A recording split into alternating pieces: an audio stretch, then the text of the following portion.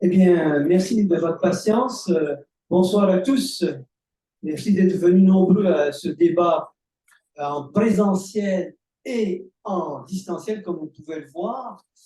Eh bien, le thème que nous allons aborder s'intitule La violence des ados, violence à l'égard des ados. Que peut la littérature? Ce débat est organisé par le Pen Club français Cercle littéraire international. Je m'appelle Fulvio Caccia et je vais donc animer cette rencontre qui durera 1 heure. Pour en débattre, j'ai invité donc à ma gauche Carole Mestropian, écrivaine, professeure de collège, secrétaire générale du Pen Club français Cercle littéraire international. À sa gauche, il y a Edgar Laloum, formateur jeunesse franco-israélien, vice-président de l'AJMF Paris, l'amitié judo-musulmane de France, et cofondateur de l'association L'Esprit de Cordoue, dis-je bien. Dans la salle, en tant que discutant, c'est Philippe Pujas, à ma droite, première rangée, et qui est aussi un ancien journaliste et spécialiste des politiques publiques en matière de culture.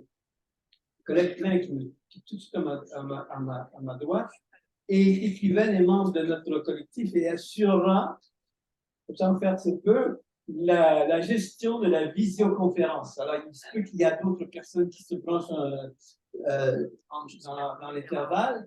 J'ai oublié, évidemment, Jean-Louis Auduc, qui me pardonne, qui est à l'écran. Il ne pouvait pas venir aujourd'hui en présentiel. Jean-Louis Auduc, spécialiste des sciences de l'éducation, ancien maire adjoint de Montreuil et ancien directeur adjoint de l'IUFM de Créteil. Il a publié plusieurs livres sur l'enseignement et des publics les plus difficiles et sur la violence scolaire. Alors, je vais présenter brièvement l'argumentaire de ce débat en évoquant la fameuse citation d'un célèbre adolescent rebelle, Arthur Rimbaud. « Je est un autre ». Les adolescents sont particulièrement sensibles à la force du langage dès lors qu'on leur donne l'occasion de s'exprimer. Ils découvrent ainsi autant leur subjectivité que leurs multiples appartenances qu'ils peuvent conjuguer pour le meilleur ou pour le pire. Cette perspective, dis-je bien, advient lorsque la subjectivité des adolescents est abandonnée au seul marché ou à son opposé symétrique, le fondamentalisme. C'est alors que les appartenances peuvent devenir ces identités meurtrières dont nous a parlé déjà l'écrivain Amin Maalouf. La non-maîtrise de la lecture et de l'écriture n'est pas étranger au surgissement de cette violence. On l'a vu encore cet été. Les garçons des milieux populaires y sont particulièrement exposés. Déjà, dès 2013, un garçon sur 3 ne possédait pas les compétences minimales pour la compréhension de l'écrit.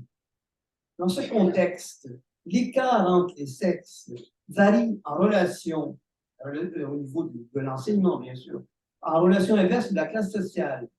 Les plus défavorisés, les garçons étant les enfants d'agriculteurs, suivis par ceux des familles de migration maghrébine. Aujourd'hui, qu'en est-il? Que peuvent les associations d'écrivains et quelle est leur responsabilité? On va aborder ces questions ensemble et je vais demander d'abord à Carole Mestropian, en tant que secrétaire générale de notre association, de présenter les objets et les actions que conduit le Pen Club français dans l'espace public. Alors, le Pen Club français, qui est une association centenaire, dont le premier président était Anatole France. Anatole France, après Anatole France, défend la liberté d'expression. Alors, elle défend la liberté d'expression en venant en aide aux auteurs, aux journalistes qui, à travers le monde, subissent des pressions, sont incarcérés, sont menacés.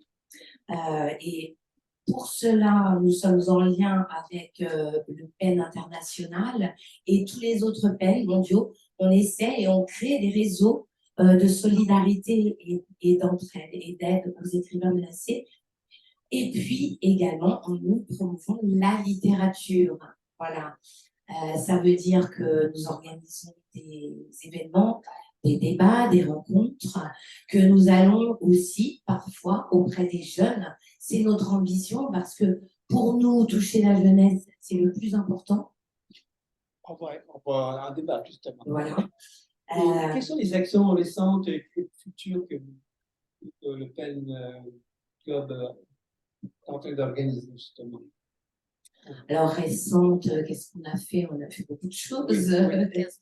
Oui, par exemple, nous avons effectivement organisé à l'occasion de la Journée mondiale des écrivains en prison une rencontre à la Maison des journalistes de Paris avec Hassan Abassian, qui est une jeune journaliste iranienne qui est réfugiée en France et qui est dans une grande détresse en ce moment parce qu'elle n'a pas d'association véritablement qui s'occupe d'elle. Nous avions également Pinar Selek, qui est une auteure et une universitaire turque qui est en France depuis 25 ans et qui subit des procès à répétition de la part du régime en place. Et puis deux auteurs ukrainiennes, Mirena Koumeda et je ne me souviens plus du nom de l'autre, parce que les noms sont bons, voilà. Anna Maliban. Et ce que nous allons faire le 16 décembre, nous allons remettre le Grand Prix de la critique du PEN Club et les prix de traduction. Donc, ce sera la 2e édition. Prix de traduction qui couvre toutes les catégories du générique, la poésie, le roman, l'essai et le théâtre. Merci. Voilà. Très bien. Maintenant, vous allez changer de chapeau et prendre le chapeau de la prof de français et de collège. Vous êtes, alors, j'aimerais avoir, vous enseignez dans un milieu de classe moyenne, si j'ai bien compris. Quel est votre retour d'expérience auprès des garçons en ce qui a trait à l'enseignement du français et de la littérature? Pouvez-vous faire un retour d'expérience? Je sais que parfois, c'est pas facile, mais moi, après plusieurs années d'enseignement, qu'est-ce que vous avez remarqué? Vous enseignez la langue française, parce que la maîtrise de la langue est essentielle dans un parcours de vie. Alors, j'ai jamais songé à faire la différence entre les filles et les garçons. Voilà. J'ai été confrontée ou en face, je préfère dire en face de publics, d'élèves très différents. Très différents. J'ai enseigné dans des banlieues extrêmement défavorisées, là où c'est extrêmement difficile d'enseigner le français et la littérature. On enseigne le français, mais ils n'ont pas accès aux textes. C'est pas possible. Et encore, le français, il faut vraiment faire du français langue étrangère pour nombre d'élèves. Garçons plus que filles, je dois l'avouer. Voilà. Là, je suis devant des élèves de tout milieu, tout à fait. Vous enseignez où? À Montrouge. Voilà.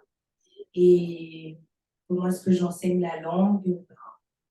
Quel est le ressenti que vous avez de l'enseignement que vous donnez dans vos cours? Vous devez, ah bon? Oui, les marches. Oui. Donc, purement de la langue. Oui. Est-ce que, par exemple, quel problème vous avez rencontré à cet égard dans votre enseignement? Des problèmes. Alors, ils ont accès à la langue, mais ils sont plus dans le même univers que nous, les jeunes. Les plus jeunes, les élèves de collège. Ils sont dans un univers, j'ai envie de dire, morcelé. Le livre, l'unité livre est difficilement accessible pour eux parce qu'ils ont affaire à l'image, ils ont affaire à l'écran, au langage de l'immédiateté. Et donc, c'est extrêmement difficile de... Si je reformule ma question, est-ce qu'ils arrivent à une maîtrise de la langue minimale par rapport à l'expérience que vous en avez eue dans vos... Alors, si je dois répondre franchement, quand on habite à Montrouge et qu'on est fils, pour parler des garçons, de parents de classe moyenne qui sont francophones, bien sûr qu'on accède à la maîtrise de la langue. Quand on est enfant de parents non francophones qui sont arrivés en France il n'y a peut-être pas longtemps et qu'on ne parle pas français à la maison, c'est beaucoup plus compliqué d'accéder à la langue. Voilà. D'accord. Bon, ce qui permet, c'est un bon relais pour demander à M. Duc, qui a étudié la question de 30 ans. Et vous avez écrit un livre notamment qui m'avait interpellé déjà, qui s'intitule toujours Sauvons les garçons, sauver les garçons. Alors, j'aimerais que, pourquoi, M. Auduc, y a-t-il une telle différence, notamment par rapport à ce décrochage qui se devine, décrochage scolaire? Alors, si je parle avec toute la prudence d'étude, de modification, mais ce que je vais dire se retrouve dans beaucoup de pays européens développés, et je dirais que par rapport au constat que je vais faire, la particularité française, c'est de ne pas considérer la différence garçon-fille comme un élément de la pédagogie différenciée nécessaire dans la classe. Je dirais de ce point de vue-là qu'il y a deux grandes tensions qui expliquent le rapport à la lecture et à l'écriture différentes garçons-filles. Les Finlandais ont notamment travaillé sur ce qu'est la tâche scolaire. C'est un ordre qu'on donne. L'élève qui exécute, qui normalement doit relire, qui doit corriger et après finaliser. 5 moments. Et les Finlandais se sont aperçus qu'à 5-6 ans, les filles faisaient globalement les 5 moments et les garçons s'arrêtaient à la tâche 2, c'est-à-dire exécutaient sans relire, sans regarder le texte, sans le corriger. Lorsque vous l'évoquiez, j'étais directeur adjoint, directeur des études d'un UFM. J'ai fait, à partir des documents finlandais traduits, travailler mes stagiaires, professeurs en école, en collège et en lycée pour vérifier si ce que nous disaient les Finlandais était réel.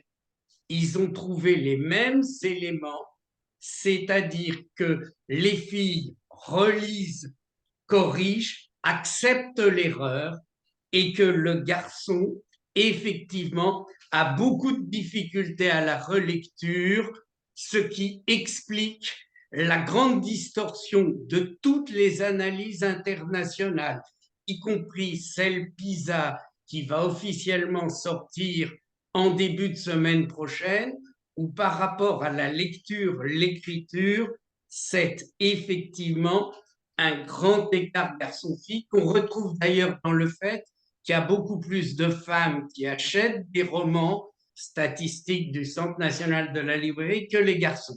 Je voudrais rajouter un autre élément de tension qui se rajoute à cet écart concernant l'écrit, sur lequel d'ailleurs travaillent un certain nombre de pays. En Suède, Finlande, il y a des actions. L'une que j'aime beaucoup qui s'appelle Lis-moi quelque chose, papa, qui est un concours national des garçons avec leur père au niveau de l'échelle nationale.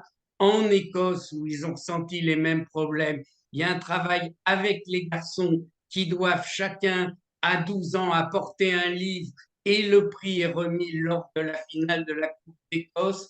On a à peu près la même chose en Ontario autour du hockey sur glace.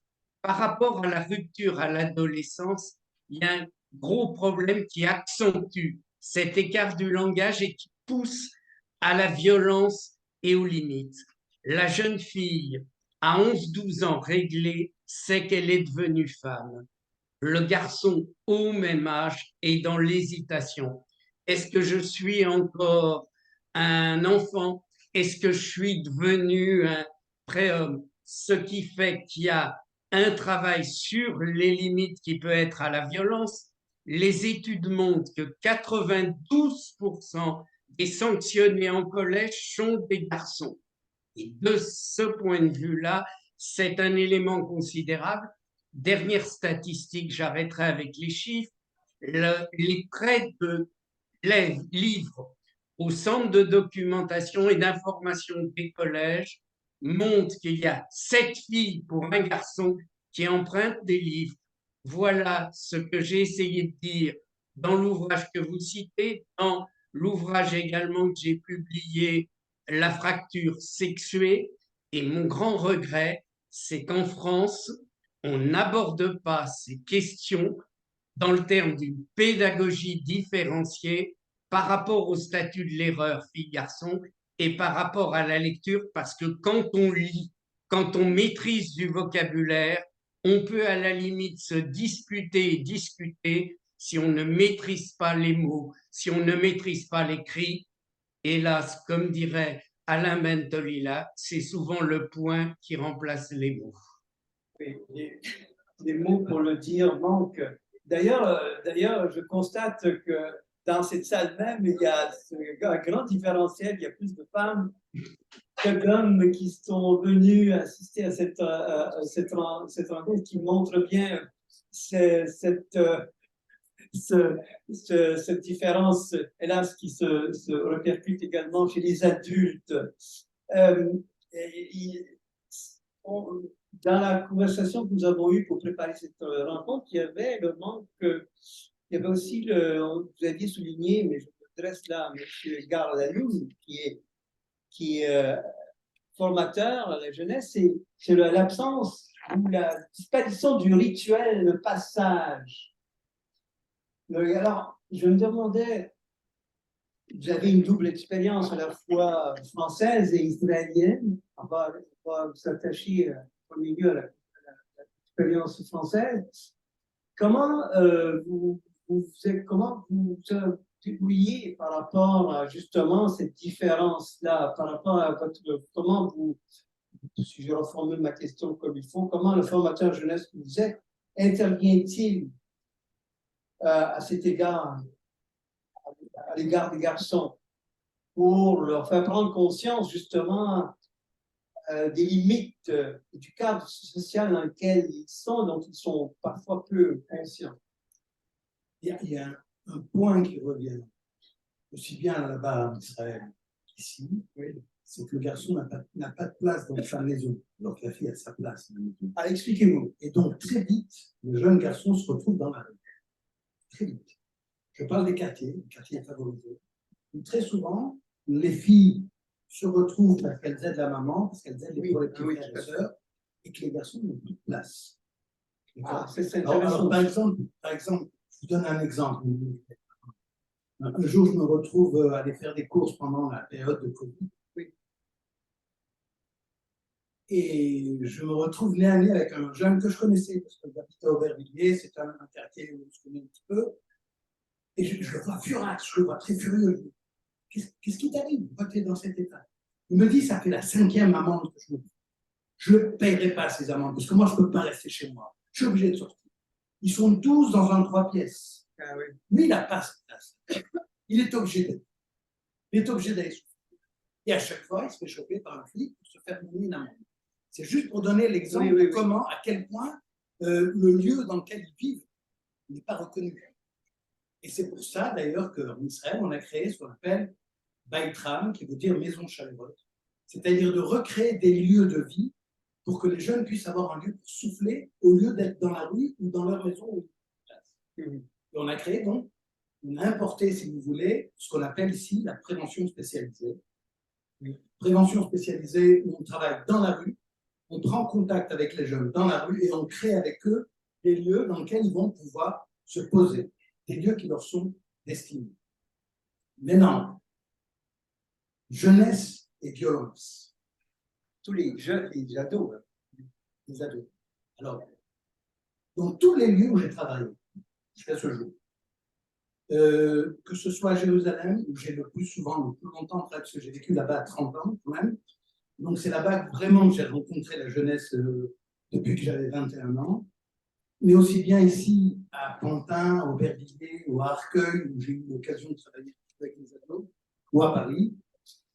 Les filles, on ne les trouve pas tellement dans la rue. C'est les garçons qu'on trouve, vraiment.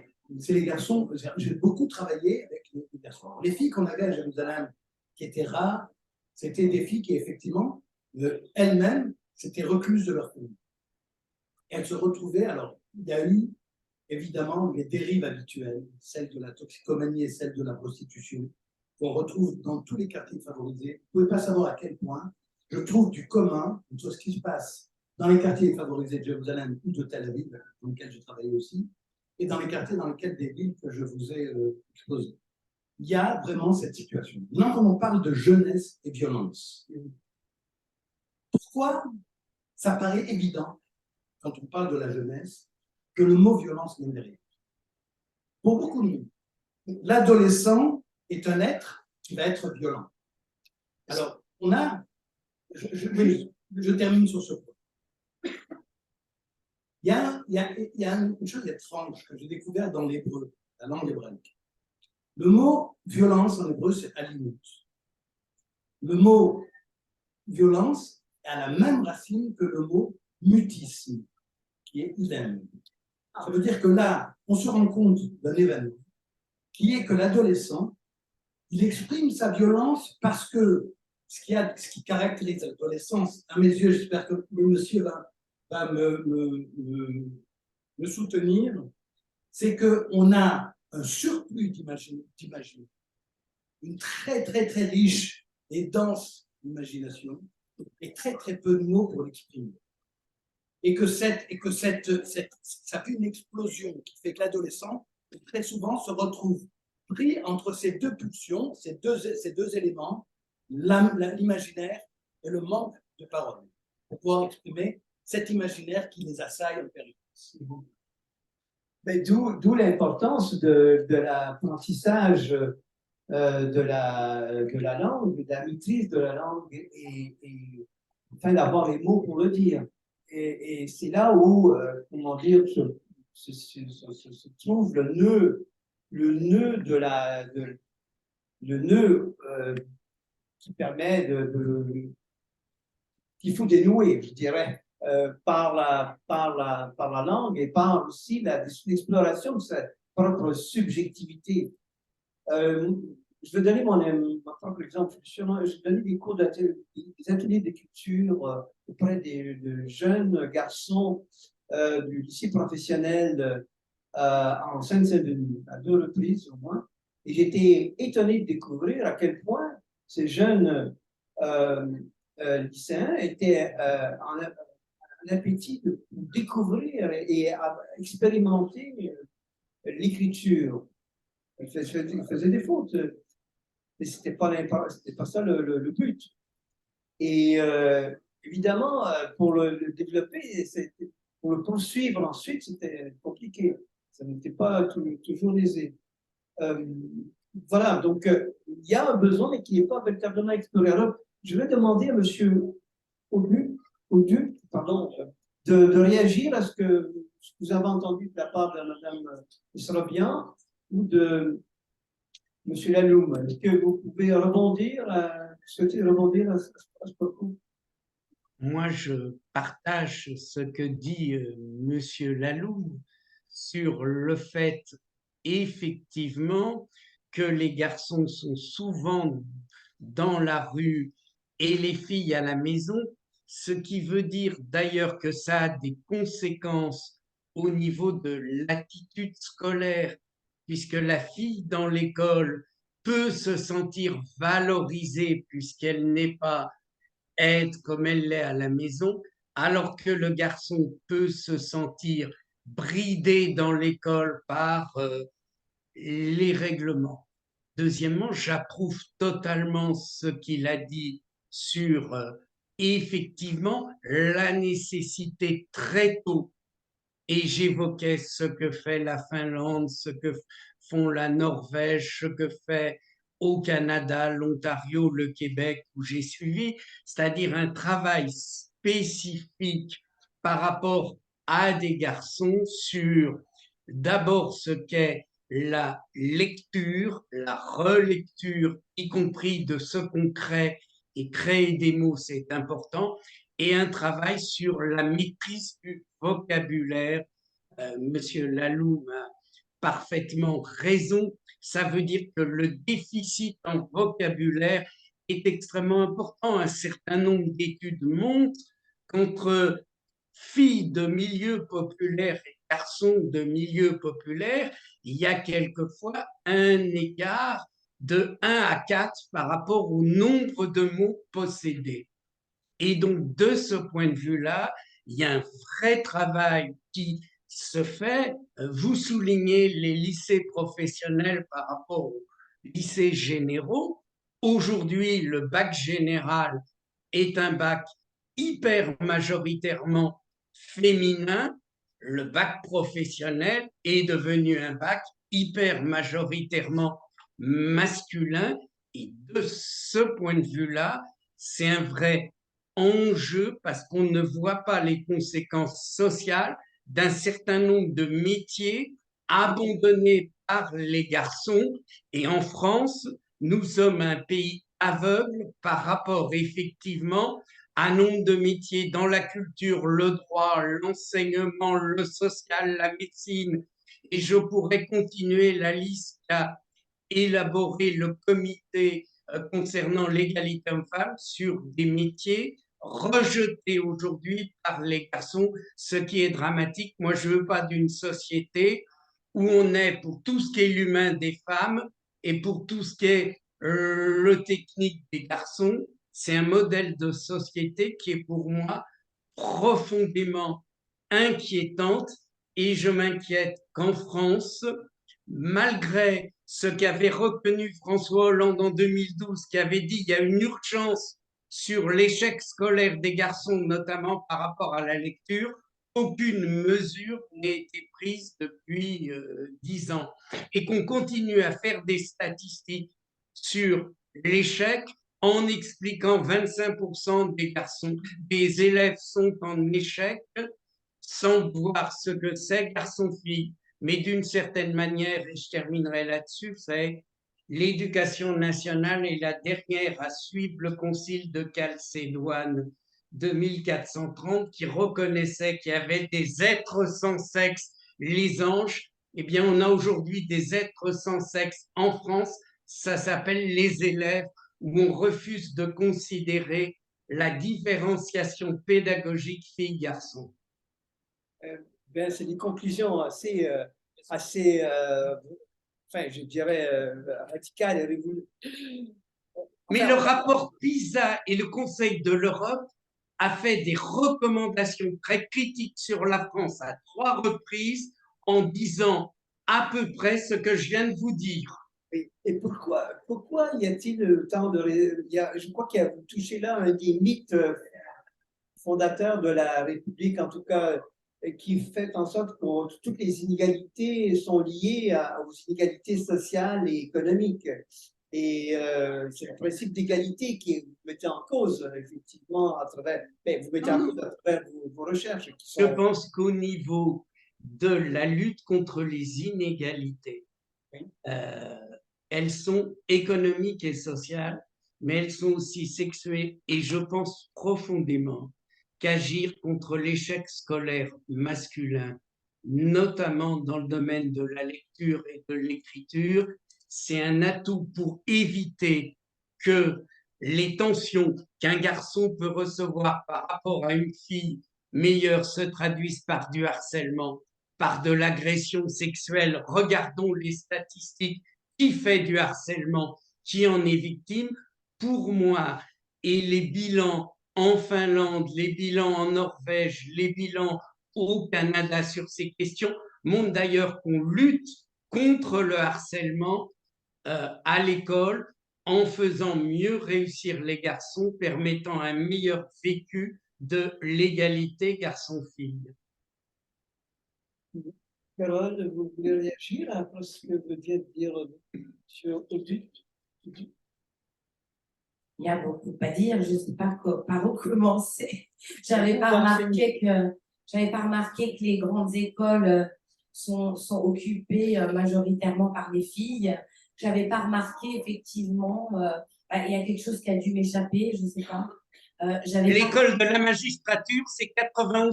Ah, la magistrature, bah oui. Et j'ai dit, les écoles, tout ce qui est médecine, c'est 75% de filles aujourd'hui. Les écoles du droit, c'est aujourd'hui ça, du social.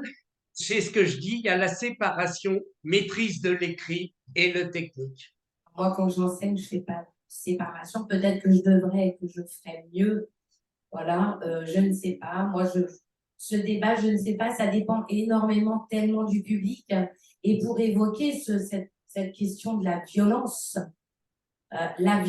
pour moi, c'est d'abord le système qui l'impose aux gamins, voilà, dans lesquels ils sont enfermés dès 14-15 ans. Ça y est, il faut avoir des bons résultats parce qu'on va passer à la moulinette de l'orientation ou pas. Et puis, il faut déjà savoir ce qu'on veut faire.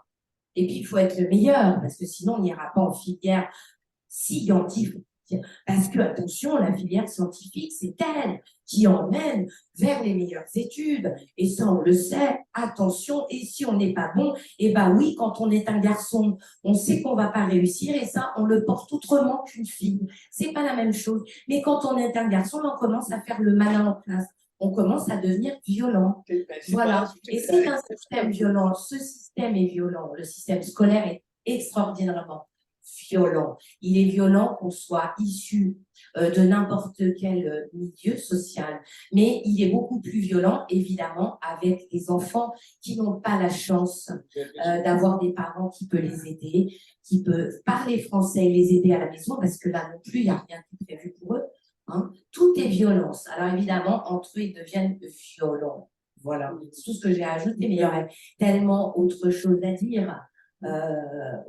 Au niveau de et filles ou garçons, bah, pour moi c'est pas du tout. Oui, un garçon en revanche, comme il y a un imago sociétal qui pèse sur lui, c'est-à-dire un garçon doit, parce qu'on est dans une société patriarcale, réussir, parce que s'il gagne pas d'argent, il sera pas bien inséré dans la société. Donc, s'il réussit pas à l'école, il va pas réussir, il n'aura pas la belle voiture, il n'aura pas la maison, il n'aura pas de machin, et tout ça, ça continue. C'est le capitalisme, c'est la société patriarcale, et c'est tout ce que j'ai à dire. Non, mais c'est ça qu'on veut mettre en lumière, justement. Merci. Est-ce que, Edgar, est-ce que vous voulez réagir par rapport à... Évidemment, je souscris à tout ce que dit ma voisine. Et évidemment aussi M. Auduc. Auduc, n'est-ce pas? Je me rappelle de votre nom, monsieur, parce que ça m'intéresse. Vous avez transmettre.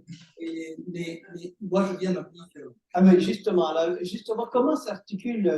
Vous avez travaillé avec des jeunes Palestiniens en Israël et des jeunes Israéliens. Comment d'expérience vous avez eu là-bas en Israël, notamment aujourd'hui, peut-elle s'impliquer, peut-elle se servir ici dans... On pourrait, au regard de ce qui se passe actuellement, oui, être totalement assailli de désespoir. Okay. Je pense que la situation n'a jamais été aussi grave que celle à laquelle on assiste aujourd'hui. Mais c'est une région, ce sont des cultures qui sont surprenantes et qui peuvent nous désarçonner. C'est-à-dire, moi je vous donne un exemple. Oui. On sort de la première intifada dans les années 90. et démarre ce qu'on va appeler le processus d'Oslo. Oui. Les populations israéliennes et palestiniennes sont à couteau tiré. Les pierres, les trucs, les bagarres, les couteaux, Ce sont souvent les jeunes aussi. et très souvent les jeunes, et très souvent l'âge de 13, 12, 13, 14 ans, pris dans ce. Et puis c'est une manière aussi de se valoriser, de s'identifier à une cause qui leur est extrêmement chère. Rabin et Arafat se donnent la main. Et du jour au lendemain, tout a basculé. Moi, je me souviens avoir été tant qu'Israélien dans la ville de Jéricho, qui est une ville qui était vraiment une ville très, très, très hostile aux Israéliens. J'arrive à Jéricho, on me prend dans les bras, on jette du riz de joie, de bonheur, parce qu'il y a quelque chose qui s'est passé là, où les deux leaders se sont donné la main et qu'on s'est ouvert un nouvel horizon, une nouvelle manière de voir les choses. Et ça peut basculer de cette manière. Ah, oui. Aujourd'hui, la situation est très grave. C'est clair, j'en reviens, j'y étais jusqu'à il y a à peu près 7 jours, une semaine, je pense. Mais j'ai vu des choses qui m'ont extrêmement marqué. J'ai rencontré, dès le premier soir où j'arrive là-bas, j'ai assisté à une rencontre entre Israéliens et Palestiniens. Parce qu'il y a plein d'organisations qui se rencontrent entre Israéliens et Palestiniens, dont personne ne parle. On ne les voit pas dans les journaux, on ne les voit pas dans les médias. Il y a plein d'organisations dans tous les domaines. L'éducatif, le travail social, c'est des petits groupes qui sont assez marginaux, mais ils bossent ensemble. Et là, j'étais invité à un groupe qui s'appelle Omdim Yachat, ça veut dire on se tient debout ensemble. D'accord ? Et qui je tombe dès que j'arrive sur le jeune Kamel. Kamel, qui c'est ? Kamel, c'est un jeune qui avait été dans les activités qu'on avait créées dans les années 90 qui s'appelaient les villages de la tolérance, où on avait décidé à cette époque-là de mettre en relation des enfants israéliens et des enfants palestiniens, des enfants, des ados jusqu'à l'âge de 21 ans, où ils se sont rencontrés, où, comme il y avait cette dynamique-là du processus d'Oslo, il y avait une volonté quand même d'aller l'un vers l'autre, avec le chapeau de la France au-dessus de tout ça, parce que toute notre équipe était d'origine française, et on a voyagé avec eux, on a fait des choses extraordinaires. Et parmi eux, il y avait Kamel qui avait 15 ans à l'époque. Quand j'arrive, une semaine, 10 jours, et que je le vois devant moi, il a 45 ans. Il a une famille, il est devenu responsable jeunesse du côté est de la ville de Jérusalem, du côté arabe de la ville de Jérusalem. Et il m'a demandé, supplié, parce que moi j'étais pris, j'étais débordé, j'avais plein de choses à faire, à voir. Il voulait absolument que je vienne voir sa mère dans le camp de réfugiés où il habitait, le camp de Shoafat, pour ceux qui connaissent. En pleine guerre, il me demande de venir dans un camp de réfugiés, moi en tant qu'Israélien. Kamel, pour moi, c'était ma carte, ma sécurité. Je savais qu'il allait me protéger, mais tout le monde, tous les amis israéliens là-bas, ils me disent, mais gars, c'est un suicide. T'es fou d'aller là-bas en ce moment, c'est un délire. Effectivement, quand je vais au camp de réfugiés, les gens me disent, vous êtes le 3e Israélien qu'on rencontre depuis le début de l'année. Ils ne viennent pas nous voir. Et c'est un camp de réfugiés. Un camp de réfugiés, tout ce qu'on peut avoir comme imaginaire de ce que c'est qu'un camp de réfugiés, avec la misère que ça représente. Et effectivement, j'ai été accueilli, mais parce que j'ai osé venir. Parce que j'étais là, et parce que Kamel, évidemment, me prenait par l'épaule. Et que Kamel, c'était une figure dans ce film. Donc, ces zones-là, en fait, c'est tout travail justement Mais ça vient des villages de la tolérance. Et le travail sur la jeunesse que vous avez conduit à l'époque. Ben, voilà, Mais ce que je voulais dire par rapport à notre sujet, oui, parce qu'on n'en parle pas beaucoup de l'écriture, de la littérature, oui, justement, par rapport à l'adolescence. l'exploration à travers de sa subjectivité, c'est ça qui est en friche, c'est cette subjectivité. Elle est restée en friche et c'est le marché qui s'en saisit ou le fondamentalisme. Qui sont pris le similaire. Mais moi, ce que je conseille maintenant, en tant que formateur ou éducateur spécialisé, c'est d'inciter les jeunes avec lesquels ils travaillent, de les mettre à l'écriture, qui ont fait des activités. C'est-à-dire que, par exemple, les villages de la tolérance, on a demandé à tout le monde, les jeunes Israéliens, les jeunes Palestiniens, d'abord de préparer leur rencontre par écrit. Après, d'écrire pendant les activités. Le soir, on se retrouvait, prenait une demi-heure, trois quarts d'heure, chacun écrivait ce qu'il avait vécu au moment où il était passé dans ces activités. Mais j'ai eu une autre expérience avec un responsable jeunesse de la ville d'Aubervilliers qui m'a supplié de venir avec lui et avec ses jeunes, tous issus de l'immigration, pour aller au camp d'Auschwitz-Birkenau. Il était sûr, moi, tu sais, le camp de concentration de l'adolescence, je ne pense pas que ça va vraiment. Il me dit, Edgar, on l'a préparé. Regarde, l'atelier d'écriture, on l'a depuis 1 mois et demi. Autour de ça, ils sont allés se renseigner. Ils sont allés.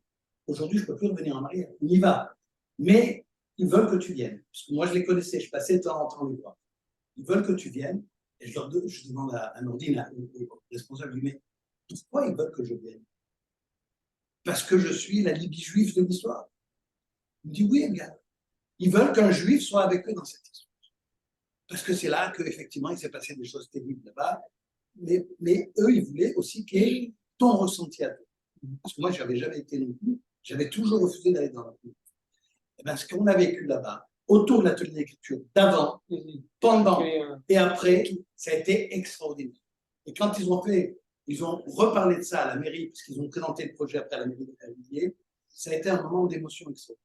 Vraiment, c'était vraiment pour moi, c'est une des expériences les plus fortes que j'ai vécues. Absolument, et ça me permet de faire le relevé avec plein d'expériences qui sont faites.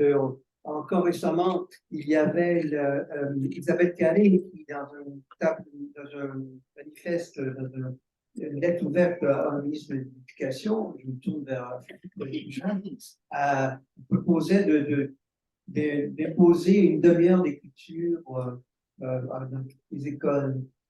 Philippe Pujas, comment vous répondriez à ce qui a été dit maintenant?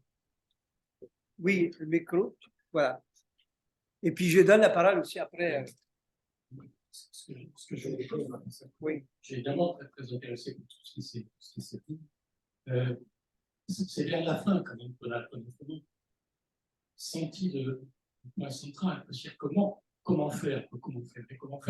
Honnêtement, le travail sur les ateliers d'écriture est certainement pas fondamental. Pour répondre à la question directe de Fulvio, les politiques publiques sont évidemment essentielles. Malheureusement, ces politiques publiques se sont délitées au fil des années. Elles ont été très importantes. Depuis 20 ans, elles ont été prises par la mode du marché, par le fait que sont arrivées au pouvoir des idéologies très libérales, et qui, dans ce cadre-là, ont considéré que le marché était plus fort. Et les politiques publiques, notamment pour la culture, ont été petit à petit abandonnées en dépit de tout ce qui a pu être dit. Il n'y a pas de politique de la culture de France depuis un certain nombre d'années. Je crois que c'est important.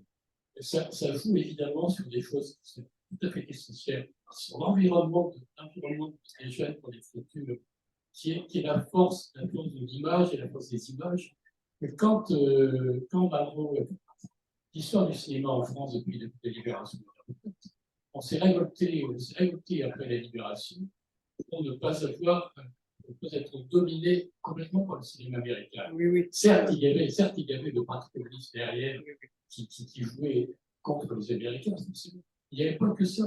Et puis après, très vite s'est posé la question de savoir ce qu'on devait attendre du cinéma. Et aussi bien Malraux que Lang ont mis tout à fait en avant les dangers que représentait l'industrie pour le cinéma. Parce qu'évidemment, l'industrie, elle va vers le plus bas parce qu'elle cherche le marché. Et le marché, c'est notamment la violence. Et la violence, elle est arrivée au cinéma sans que personne n'ait cherché. Et on a maintenant, à la tête du Centre national du cinéma, il y a un marché à porte à la télévision. Si vous regardez les programmes de France 2, sur les fait un peu attention, on voit que toutes les séries de France 2, pratiquement, sont des séries dans lesquelles il y a un crime, un meurtre, ce sont les séries qui imposent la violence. Sauf que les jeunes, En permanence. Alors, les jeunes ne regardent plus voilà. la télé, ils Alors, regardent Instagram. On sent une vraie violence sur les réseaux sociaux. C'est dit pas. Voilà. Oui, mais attends, mais ça ne vient pas de rien. Ça ne vient pas de rien. Si vous voyez cette violence-là sourde, permanente depuis longtemps, eh ben, les réseaux sociaux n'auraient pas eu ce terreau sur lequel ils ont pu s'installer. Alors, maintenant, Oui, que peuvent. C'est la question. Oui. Que pouvons-nous faire? Est-ce que, par exemple, notre association est-elle assez avertie à cet égard?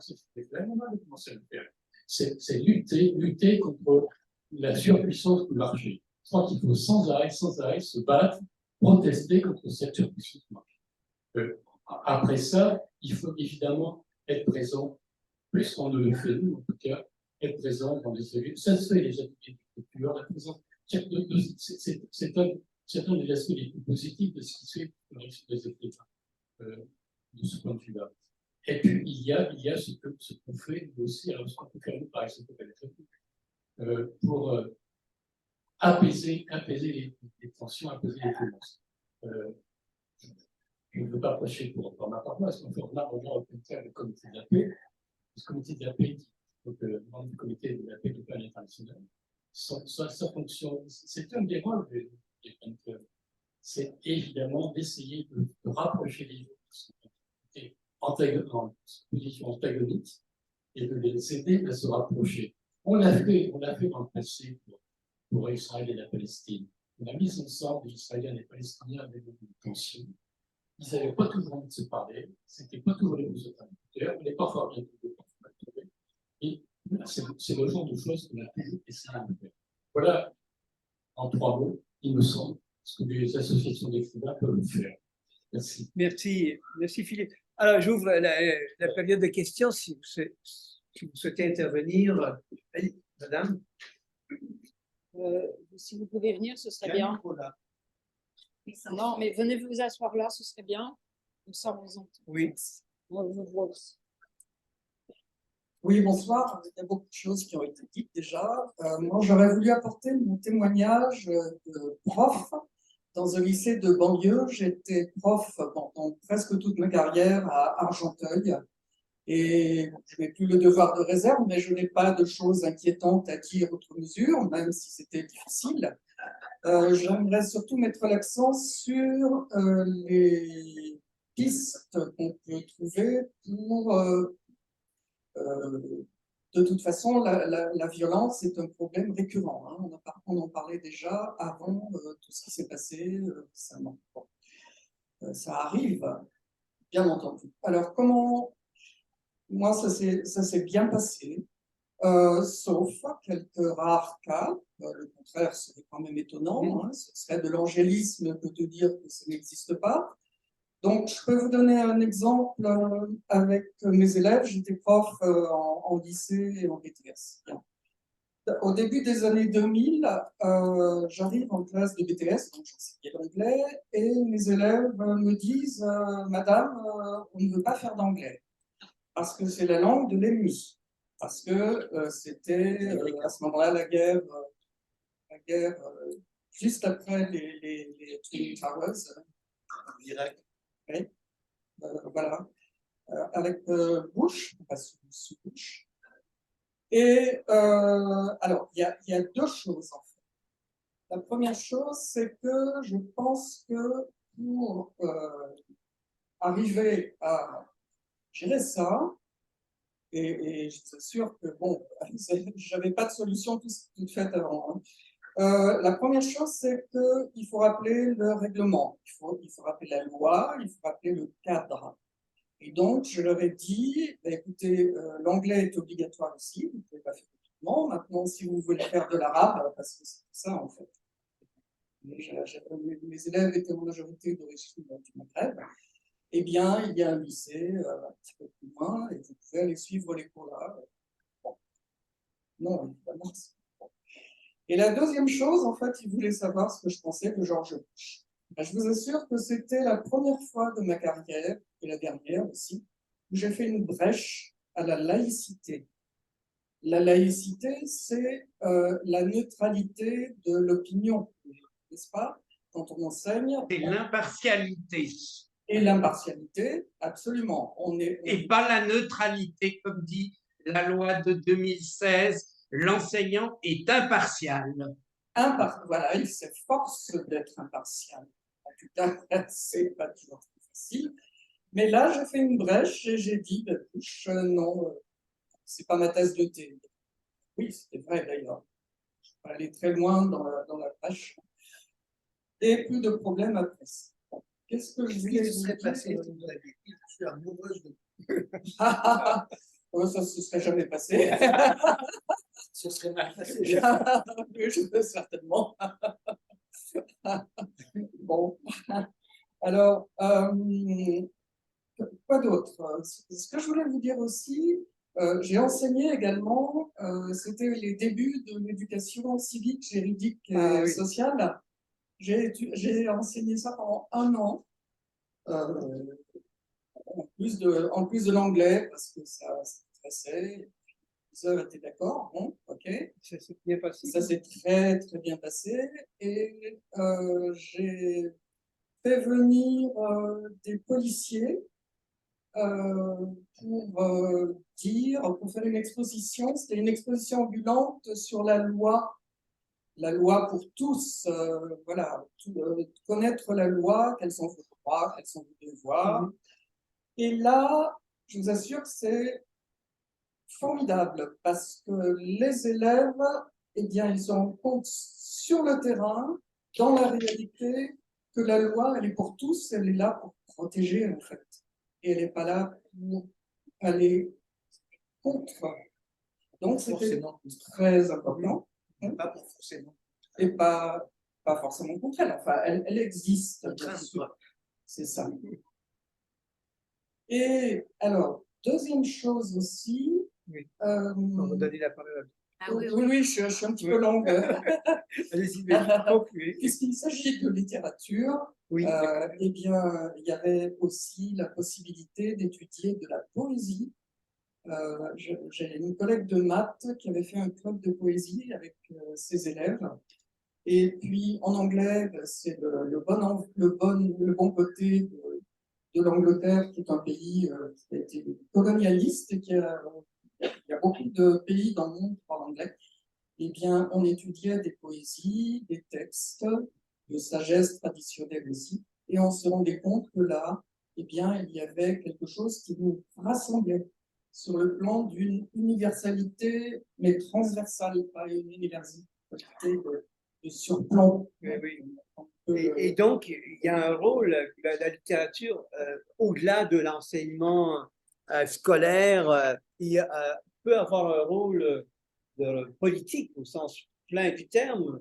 C'est ma conviction, dans la mesure où elle peut,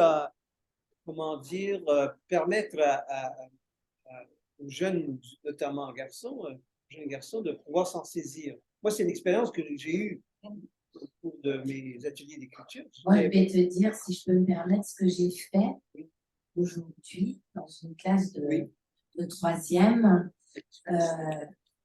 J'ai traduit le CID parce qu'ils ne comprennent pas le texte. Voilà, je te laisse avec ça pour voir quel fossé te départ. Alors, j'ai dû le mettre sur YouTube parce que lire. Et donc, à la fin de quelques répliques, j'ai arrêté. Je disais, est-ce que vous avez compris ce qu'ils ont dit? Et c'était la plupart, non. Alors, il n'y a plus d'accès. Qu'est-ce que tu appelles littérature? Le tout est de... Oui, voilà. En revanche, si tu évoques des textes qui sont proches de la poésie, on en parle. Quel est le slam, le rap? Moi, j'ai fait des interventions en université. je leur ai demandé avant d'y aller de me choisir quelques poèmes. Ils ont choisi des textes de rappeurs ou de slameurs. On est dans les choux. Il faut revoir nos... Bien sûr. Bien sûr. Tu vois et Oui, quand j'ai pas- tu leur traduis le CID, c'est très beau. Et là, tu les vois. Et là, tu dis, yes, ils aiment. Tu vois. Voilà. Je vais donner. Est-ce que d'autres personnes veulent répondre? Non? Mademoiselle? Oui? Oui, allez-y. Oui, je vais vous donner. J'ai un micro pour vous. Oui. Non, mais vous avez vu. Parce qu'on va filmer aussi. Moi, je rejoindrais à peu près ce que vous disiez aussi dans le... Je pense qu'il faut être un peu philo quand on a des jeunes. Pardon.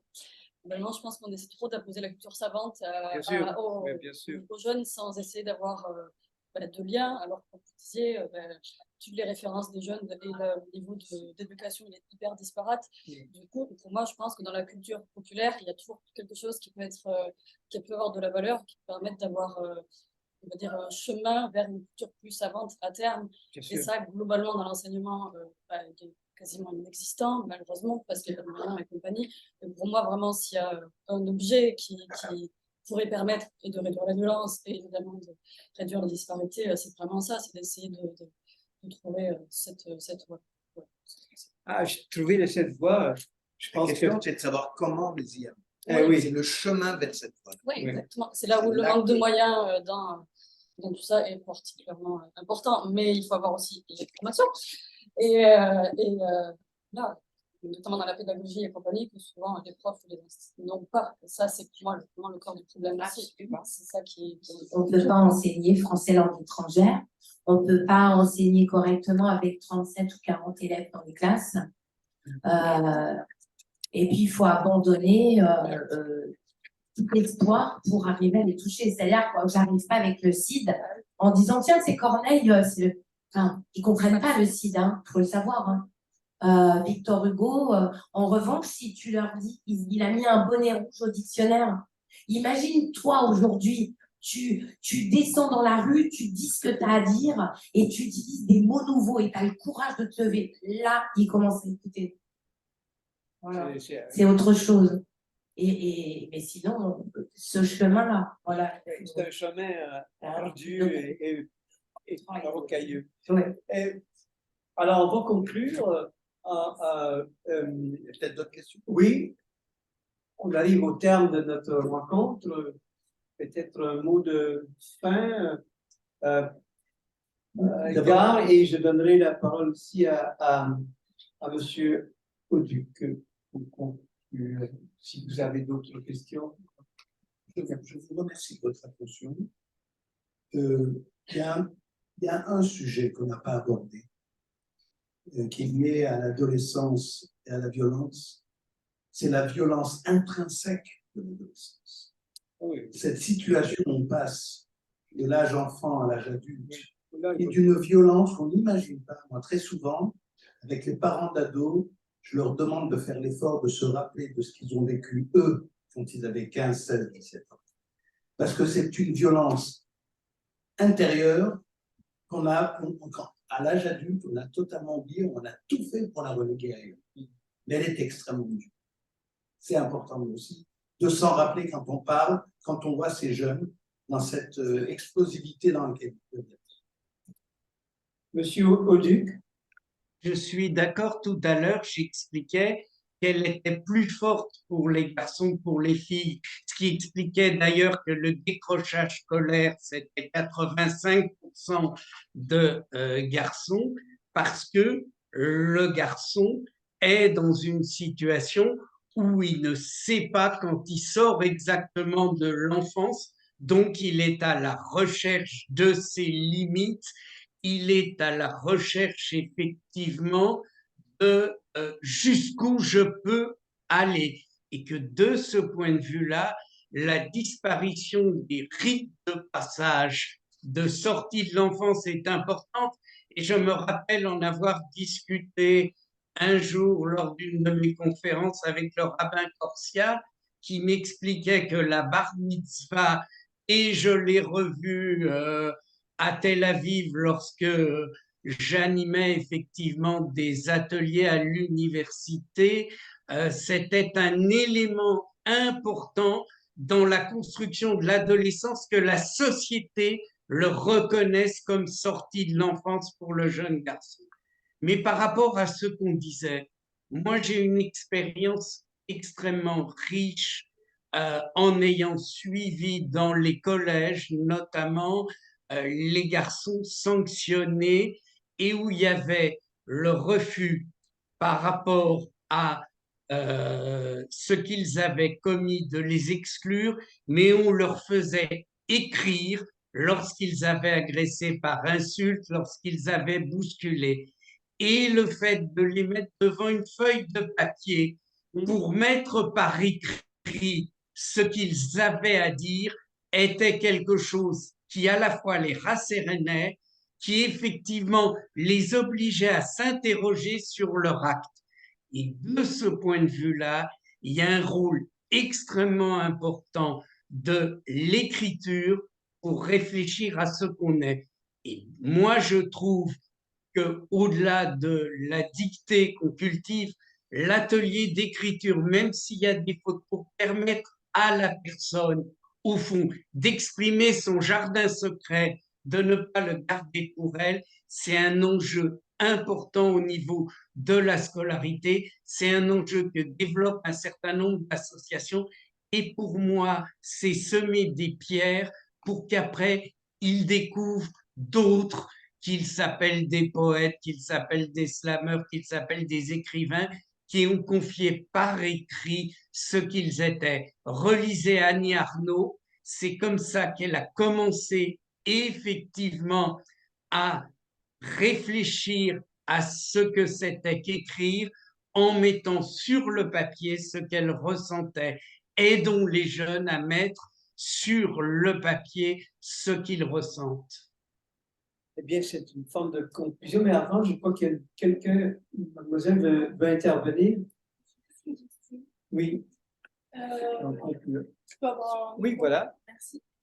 Je voulais savoir par rapport au titre du débat, comme c'était violence des ados et violence à l'égard des ados, pourquoi avoir choisi de centrer la question autour des garçons et d'exclure complètement la question des violences à l'égard des filles adolescentes, qui je pense ne peut pas juste être mise sous le tapis alors qu'on parle pendant 1 heure quand même de ça. On ne parle pas des garçons, on parle des adolescents en général, donc je ne comprends pas vraiment la manière de répondre à la question en fait. Parce que d'expliquer le choix de qui a choisi de parler comme ça, parce que je trouve ça un peu dommage de séparer autant. C'est parce que ce sont les garçons qui exercent, pour l'essentiel, la violence à l'égard des filles. Et entre les filles, non, mais bien sûr, mais alors ça, je suis d'accord. Les garçons ont été mentionnés particulièrement, parce que comme le disait M.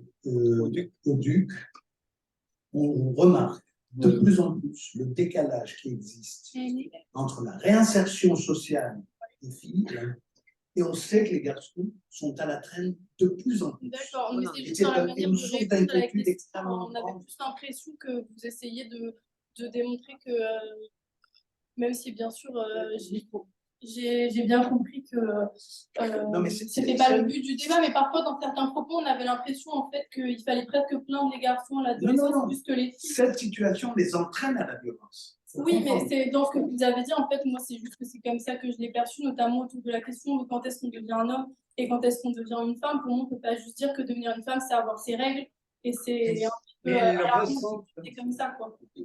Parce que pour moi, c'est ce que vous avez dit une fois, et là, vous l'avez redit, qu'il n'y a pas de rite de passage pour les garçons, mais pour les femmes non plus, et les réduire au fait d'avoir leurs règles et de dire, maintenant, vous êtes une femme, pour moi, je trouve ça un petit peu dommage, à la limite, de pas du tout en parler, ok, mais du coup, de juste dire ça, c'est vrai que ça me pose question sur ce sujet, voilà. Je sais pas comment les autres... Non, mais Madame a raison, j'ai volontairement simplifié, parce que effectivement, il y a rupture dans les deux, mais on le voit bien là par rapport aux garçons à rupture, et on l'a vu d'ailleurs dans les émeutes où par rapport aux condamnés, c'est 96% de garçons. Mais de ce point de vue-là, pour moi, la violence à l'égard des filles, elle doit être reconnue, mais il faut aussi la prévenir et travailler effectivement à un vécu en commun. Le commun est extrêmement important et moi je suis inquiet de voir aujourd'hui des bandes de filles, des bandes de garçons. Je suis inquiet quand je lis qu'à 15-16 ans, on a aujourd'hui des garçons qui sont des tueurs à gages. Il y a un grand hebdomadaire qui a publié un dossier sur les adolescents tueurs. Et de ce point de vue-là, vous avez raison, on a mis la focale sur ce point de vue-là, mais ce qui veut dire aussi qu'il faut voir la violence des filles isolées, victimes. Par exemple, dans la cour de récréation, 80% de l'espace est occupé par d'autres que les filles. Un vrai enjeu, y compris pour éviter, comme dirait celui qui est mort il y a quelques jours, que du côte à côte dans la classe, on passe au face-à-face violent. Je ne suis pas sûre que vous ayez répondu à ma question, mais peut-être que c'est juste une question de point de vue et qu'on a du mal à se comprendre. Mais merci pour votre réponse. Bien, merci, mademoiselle. On va clôturer cette rencontre. On a dépassé un peu de quelques minutes. Merci de votre attention. Je remercie donc monsieur Audut en distanciel. Carole Mestrobian, Edgar Leloum et Philippe Pujas, ainsi que Colette Klein pour coordonner la technique. Merci encore et bonne fin de semaine. Merci.